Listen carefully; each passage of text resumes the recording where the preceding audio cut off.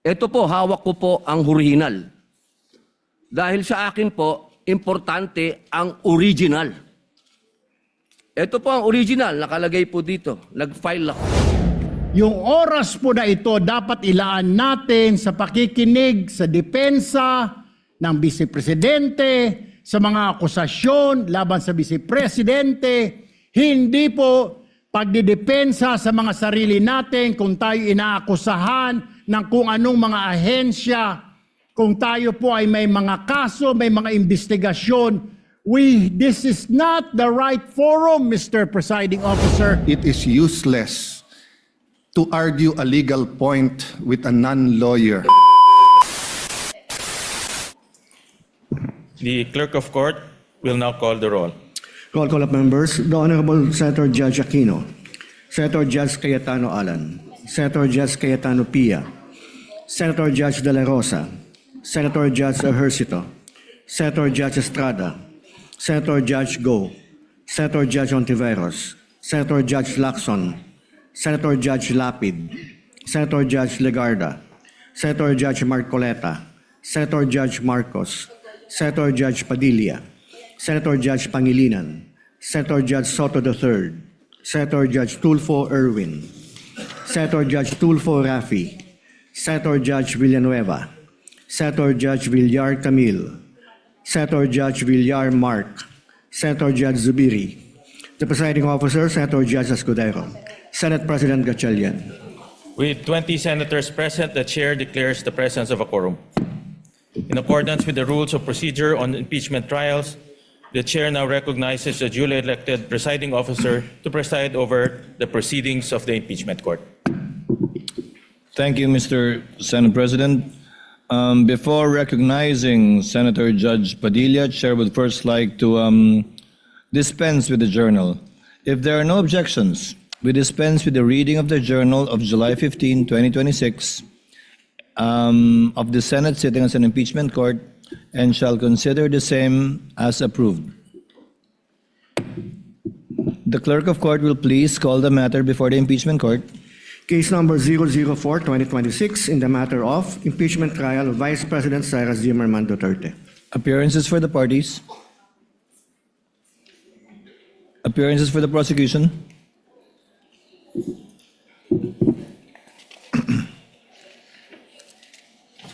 Good afternoon, Your Honors.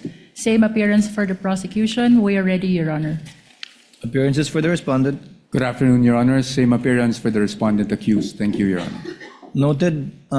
Senator Judge Padilla, sir, what is your pleasure? Maraming salamat po sa ating tagapamahalang hukom at sa ating pong ginoong Pangulo. Nais ko lamang pong basahin ng napakaigsing manifestasyon po. The gentleman may proceed with his manifestation. Maraming salamat po. A'udhu billahi minash shaitanir rajim. Bismillahirrahmanirrahim. Alhamdulillah rabbil alamin. Aming mga kasama, ako po'y humihingi ng paumanhin sapagkat ito pong nakaraang linggo, lumabas po sa mga balita na may aligasyon na ako daw po ay hindi sumusunod sa batas. Ito po ay nakalulungkot para sa isang senador, sa isang senator judge, ang masabihan na hindi sumusunod sa batas. Samantalang nung tayo po ay merong mahal na saksi dito, pinaalala po natin sa kanya na harapin ang batas. Noong nakaraang linggo, ang atin pong kaibigan na ombudsman, ang sinabi po ng mahal na ombudsman na ako daw po ay hindi sumunod sa kanilang pasabi na mag-file ng aking counter affidavit. Nakakalungkot po ito sapagkat hindi po ito totoo. Inaamin ko po sa inyo kung ICC lang, hindi po talaga ako susunod. Hindi ako magpapasakop sa ICC.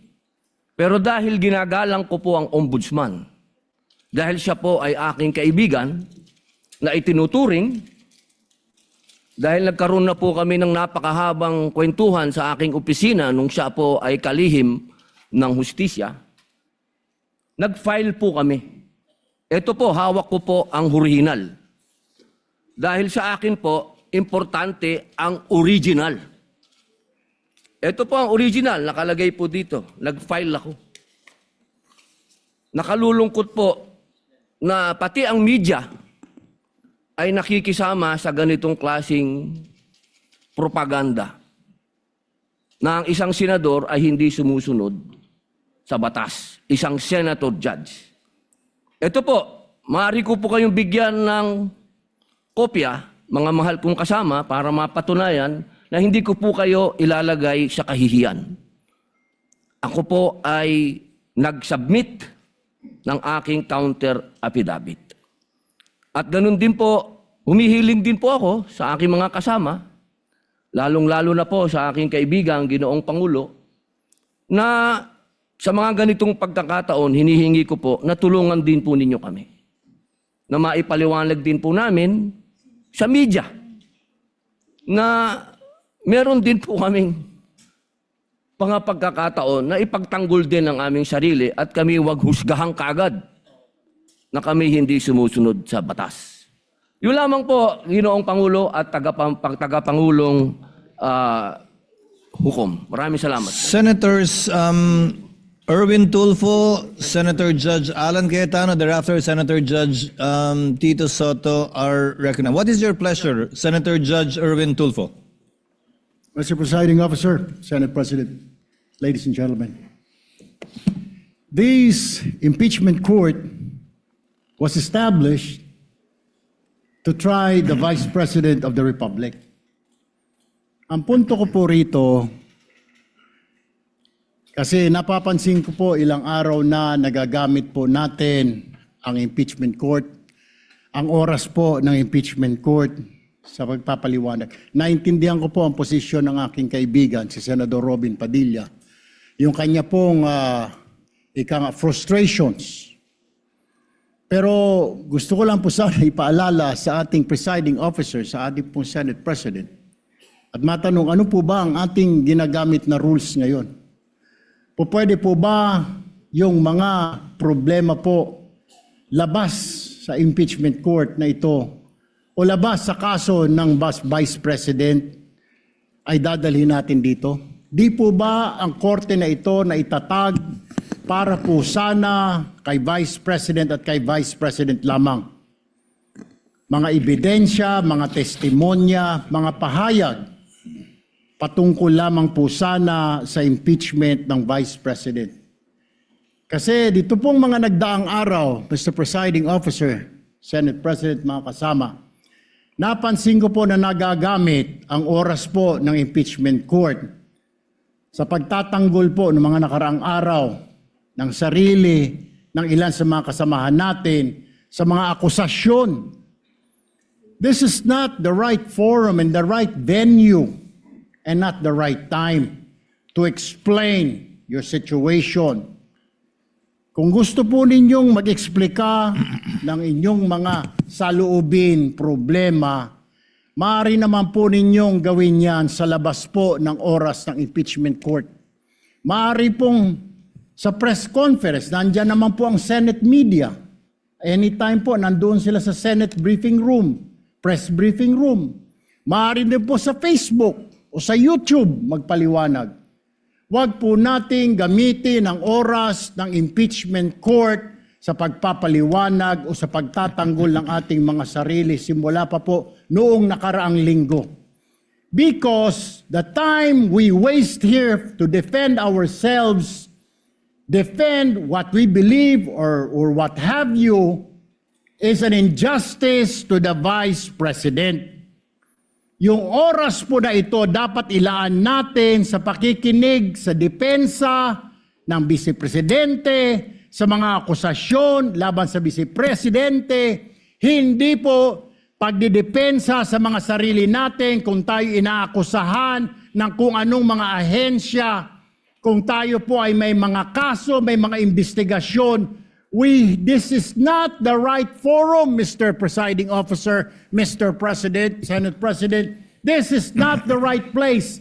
This court was established, was created, the impeachment court, for the Vice President and Vice President only. This should be her time. This should be her forum, not our forum here na ilabas natin ang saloobin natin, mga sagot natin sa mga akusasyon, mga kaso laban sa atin. And this is not also the time, Mr. President, Mr. Presiding Officer, na hanapin yung mga kasama nating nawawala, nakakulong. Dapat po doon sa Senado natin, sa sesyon natin, and not here in this court, Mr. Presiding Officer, Mr.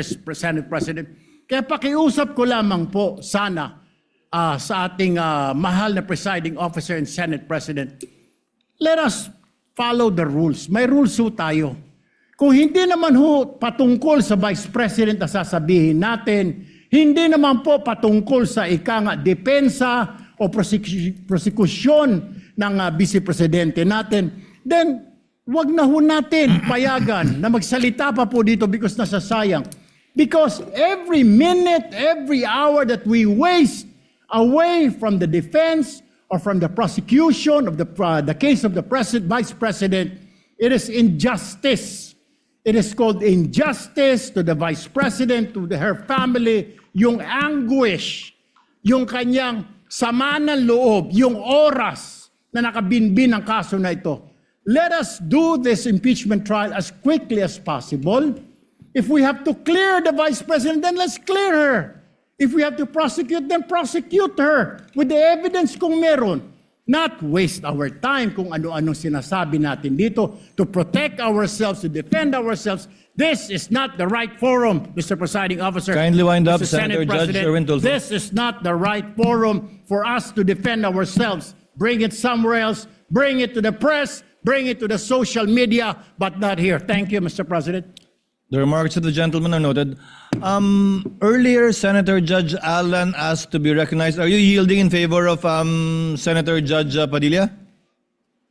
And thereafter, Senator Judge Soto. Thereafter, Senator Judge Thank you, Padilla, Mr. before the Presiding chair Officer. makes a ruling on the matter. Yes, Senator Judge Allen Cayetano is recognized. Thank you. I'm happy. You may proceed, sir.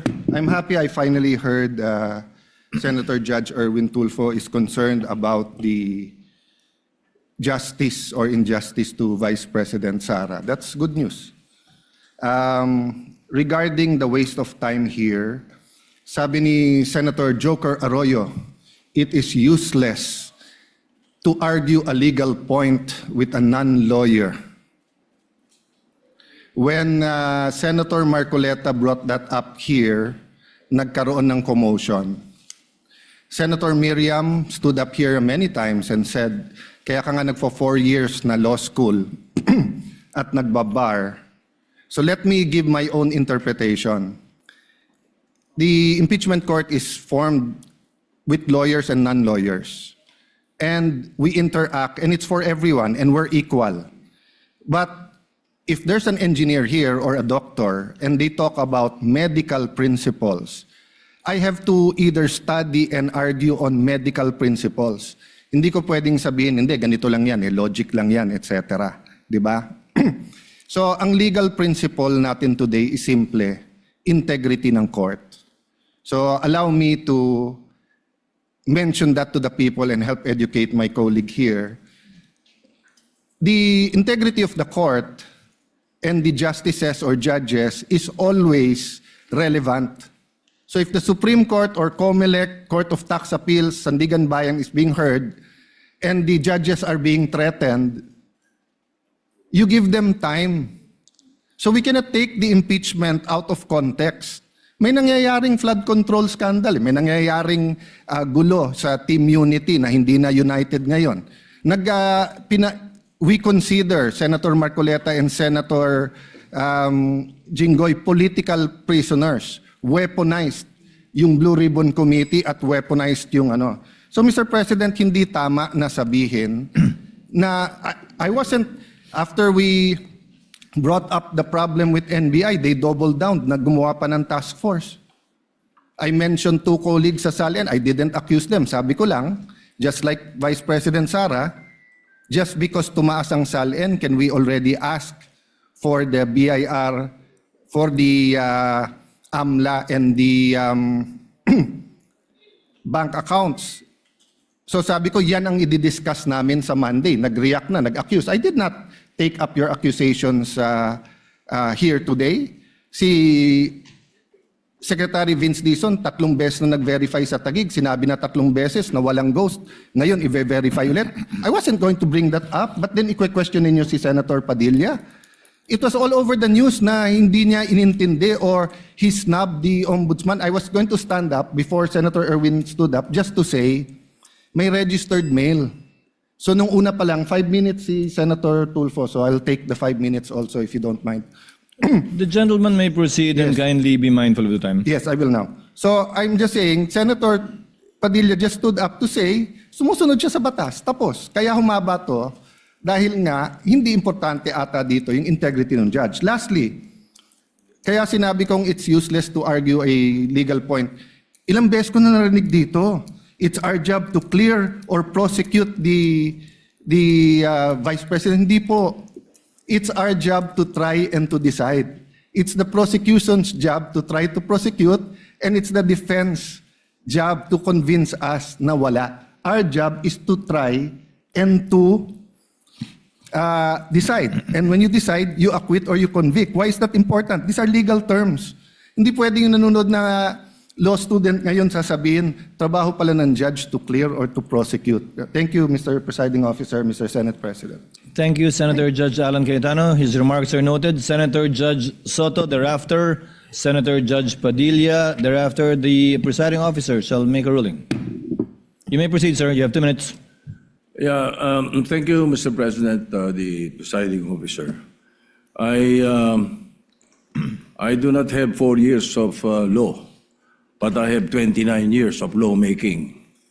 And I move that the manifestations of that we have heard be referred to the Senate proper.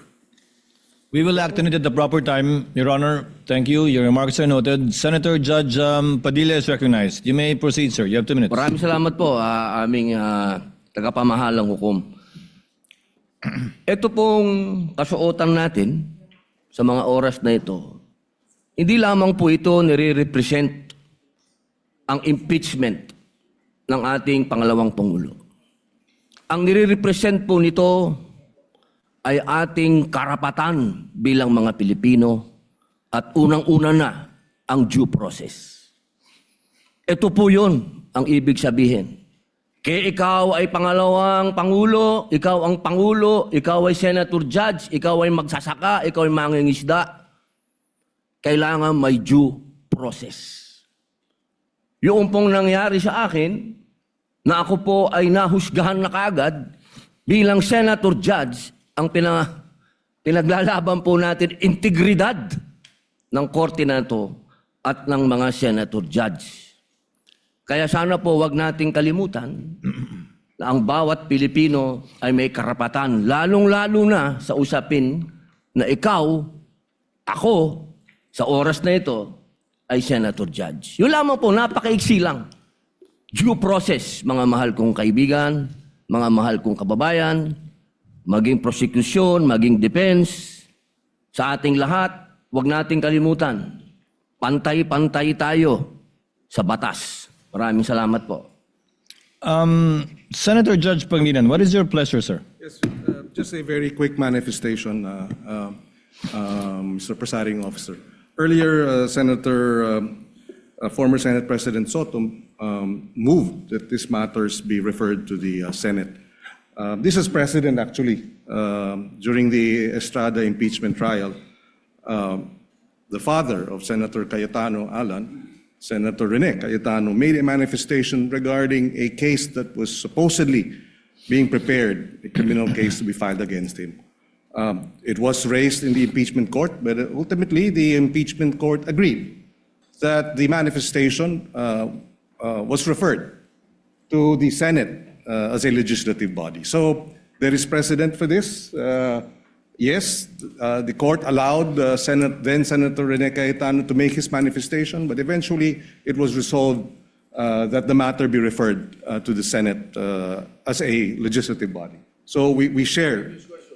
We move for the previous. Yes, we move, we call for the previous question, Mr. President. Senator Judge Cayetano.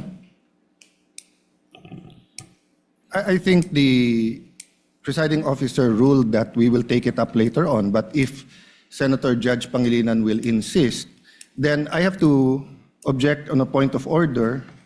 Rule 6 says, the last part, the provisions of the rules of the Senate and the revised rules of court shall apply suppletory whenever applicable. And in the rules of the Senate, whenever the senator feels threatened or anything happens, whether pinatayan ng aircon, whether may nakatutok na barel or sinaran ng pinto, he can rise on a point of personal and collective privilege. We didn't do that para umikli. Now, if we're going to argue today rather than ask them about due process with a simple manifestation from Senator Padilla na hindi totoong binabastos o binabaliwala ang ombudsman, registered mail lang kaya hindi pa nadagdag. So, hindi kami ang nagwe-waste ng time. We can have a caucus, we can talk about it. You want to debate that now?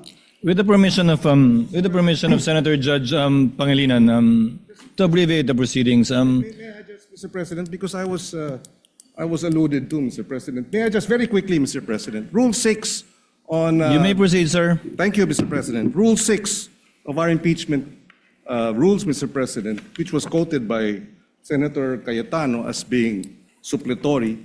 Mr. President, that refers to evidence, rulings on evidence in the impeachment trial. It does not refer to privileged speeches. Therefore, the suppletory nature of the rules of court, as well as the Senate rules, refer to matters pertaining to evidence and no other, Mr. President. But in the spirit of liberality, we will allow that. That's precisely why we did not object when he spoke last week.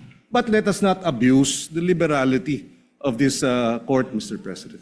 With the permission of Senator Judge Tulfo Erwin, the chair will make a ruling because I believe it is also his position not to prolong this matter in discussing collateral matters not pertaining to the articles of impeachment that we are hearing and trying before the impeachment court. The chair rules that the manifestation of Senator Judge Padilla shall remain in the records. We cite as a precedent to the precedent mentioned by Senator Judge Pangilinan, where the speech of the late former Senator Rene Cayetano was not expunged from the record, but referred to the Senate as a legislative body where it may be taken up. I ask the indulgence of the parties to this case. Wala po kasi kaming sesyon. Ito lang po ang pagkakataong nakakapagsalita at nagkikita-kita kami habang recess kami. Pero umaasa ako, within hearing distance of my colleagues, na kapag nag-resume na po ang Senado sa susunod na linggo matapos ang sona ng Pangulo, may pagkakataon na po ang bawat miyembro ng Senado bilang senador, hindi bilang senator judge, na mailabas yung mga hinaing o anumang nais nilang sabihin kaugnay sa anumang nagaganap o nangyayaring hindi tama sa kanila o ginagawa laban sa kanila. And that I think is the proper forum for us to ventilate, discuss, look into, and if necessary, investigate the allegations and or accusations against senator judges in their capacity likewise as senators. So ordered. What is the pleasure of Senator Judge? I will just Cayetano? manifest, I correct myself, it was stamped, not registered mail. And since I agree with the ruling, I will not anymore argue the Thank you, other sir. rule that correlates with Rule 6. Thank you. Thank you, sir. Noted that it was stamped. The Senate President, thereafter, Senator Judge Erwin Tulfo. Thank you, Mr. Presiding Officer. Hopefully we can move on after the manifestations of the gentlemen. Let me appreciate and thank the ruling of the presiding officer to refer the manifestations as well as the comments of our colleagues to the Senate acting as a legislative body. 8 days na lang po ay magko-convene na ang Senate at doon rin ho natin pag-uusapan itong mga mahalagang bagay na pag-usapan ho natin ngayon at Kanina po ay narinig ko po yung komento ng ating kasamaan si Senator Romit Padilla at ito po yung mga bagay na dapat rin po nating talakayin pag nagbukas na po ang Senado in 1 week's time. So with the indulgence of our colleagues, importante ho yung oras ng trial sa mga darating na panahon. Nasabi ko nga nung mga ilang araw na mahaba pa yung ating dadaanan. Ito ay 7th day pa lang out of the 102 days na dadaanan ho natin. Kaya bawat oras, bawat segundo ay napakalaga. At nagpapasalamat po ako sa ating mga kasamahan dahil po sa kanilang masusing pag-participate ho dito sa ating impeachment. Pero dadating rin po tayo doon sa pagtatalakay nitong mahalagang issue pagbukas po ng Senado. Maraming salamat, Mr. Presiding Officer. Senator Judge Erwin Tulfo, briefly, sir, so that we can proceed to the matter on hand. Very quickly, Mr. Presiding Officer, can we start now, sir? I was about to, sir. Thank you, sir. We wasted 26 minutes for nothing. Thank you po. Proceeding now to the matter on hand. The presiding officer already made the ruling, referring it to the Senate as a legislative body, Senator Judge Soto. Without expunging it from the records, let it remain there. We will now proceed on the matter at hand. We now resume consideration of the prosecution's requests for the issuance of subpoenas duces tecum number 1 for the banks and the Anti-Money Laundering Council on one hand, and to the Bureau of Internal Revenue on the other. And as previously agreed and discussed not only in caucus but also directly by the presiding officer with some members, Chair will now recognize, as I understand, Senator Judge... Ikaw ba una? Senator Judge Alan or Senator Judge Villanueva? Or Senator Judge Pia? Who would want... No one's raising their hand, that's why I don't know who... Senator Judge Villanueva is recognized. You may proceed, sir. Thereafter, Senator Judge Pia Cayetano. Thereafter, Senator Judge Alan Cayetano. You may proceed, sir. Thank you, Mr. President. Thank you, Mr. Presiding Officer. As much as I am more than willing to give way to our dear colleagues. But Mr. President, before I make I inquire and pose some questions to the prosecution and the defense, may I also raise something, Mr. Presiding Officer? Gusto ko lang pong malinawan tungkol po dun sa procedural aspect, Ginoong Pangulo, dun sa motion na ito. Kasi sa regular courts, hindi naman po unusual na ang isa pong motion ay i-grant in part at i-deny in part. Depende po sa legal and factual basis ng bawat relief na hinihingi po, Ginoong Pangulo. So, pwede ko po bang malinawan lang, Mr. Presiding Officer, tama po bang sabihin ganun din yung kapangyarihan ng ating impeachment court? Maaari po ba na suriin ang bawat hinihinging sabina ng magkahiwalay at magpasya po batay sa legal at factual basis ng bawat isa sa halip po na tratuhin ang buong motion bilang isang all or nothing proposition? Tatratuhin ng hukumang ito bilang nag-iisang motion ang tag-isang motion na inihain ng prosecution. They only filed 2 motions, Senator Judge Villanueva, and the court will act on these 2 motions separately, regardless of the number of issues or sub-issues underneath each motion. The reason is simple. Because the court should be a passive body. By amending the motion into several parts and voting on it separately, we are essentially acting as if we were one of the parties. In voting for or against the grant of the motion, we should take into consideration all of the factors that may be raised for or against it. And it may be cited by the Senator Judge in explaining his vote or voting for or against it. Pangalawa po, bilang mga hukom, hindi tayo pwedeng masyadong aktibong makilahok sa paraan ng mga motion which is essentially a relief being asked for by a party sa pamamagitan ng paghahati ng mga motion na yan para pagbotohan ng hiwa-hiwalay.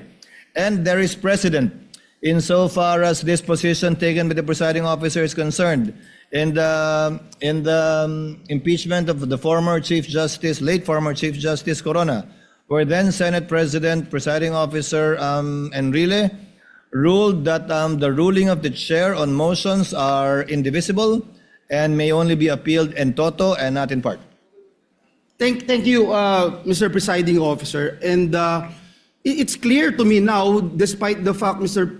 Presiding Officer, Your Honors, that if there would come a time na, for example, sa isang sabina, may sinasabina na sa asawa o sa korporasyon na hindi naman relevant at material doon sa kaso, yun lang po, Ginoong Pangulo, ang ating nagiging reservation tungkol po dito. Ngunit naging malinaw po sa akin na magiging isang desisyon lamang doon sa dalawang motion na inihain. Tag-isang desisyon Tag-isa. kada motion, pero pwede, gaya ng nasabi ng kagagalang-galang na hukom na senador, na pwedeng hindi ibigay yung lahat ng korteng ito.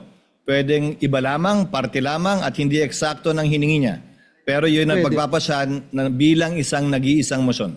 Marami pong salamat. Naging mas malinaw po sa kinatawan na ito ang ruling ng ating presiding officer.